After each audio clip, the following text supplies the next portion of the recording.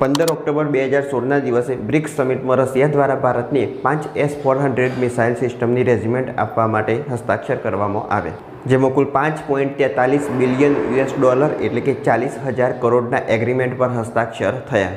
યુએસે રશિયાની આ S-400 missile સિસ્ટમની ખરીદી પર ભારતની કાસ્ટા પ્રતિબંધોની ધમકી આપેલી હતી, પણ ભારતે આ ધમકીને અવગણના કરીને રશિયા પાસેથી S-400 મિસાઇલ સિસ્ટમ ખરીદી. ભારત દ્વારા પ્રથમ S-400 મિસાઇલ સિસ્ટમ ડિસેમ્બર 2021માં પંજાબ અને જમ્મુ કાશ્મીરના રક્ષણ માટે પઠાનકોટ વિસ્તારમાં LOC પર તૈનાત કરવામાં આવી, જ્યારે બીજી S-400 મિસાઇલ સિસ્ટમ જુલાઈ 2022માં સિક્કિમ ક્ષેત્રમાં LAC પર તૈનાત કરવામાં આવી, જો LACનો મતલબ થશે લાઇન ઓફ એક્ચ્યુઅલ કંટ્રોલ.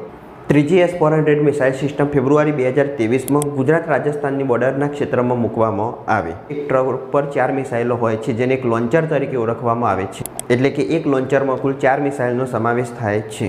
જ્યારે આ પ્રકારે 4 લોન્ચર એક સાથે રાખવામાં આવશે તો એને એક બેટરી તરીકે ઓળખવામાં આવે છે. આમ જ જ્યારે 2 બેટરીને એક સાથે રાખવામાં આવશે તો જેને એક રેજિમેન્ટ અથવા એક બટાલિયન તરીકે ઓળખવામાં આવે છે.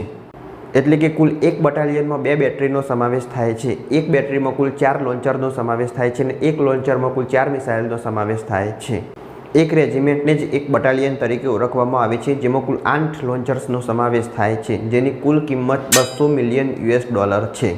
ભારતે રશિયા પાસેથી આવી કુલ 5 રેજિમેન્ટની ખરીદી કરેલી છે, જેમાંથી 3 રેજિમેન્ટ ભારત સુધી પહોંચાડવામાં આવેલા છે. હજુ આગળના સમયમાં 2025 અને 2026ની એન્ડ સુધીમાં બીજા 2 રેજિમેન્ટ ભારત સુધી પહોંચાડવામાં આવશે.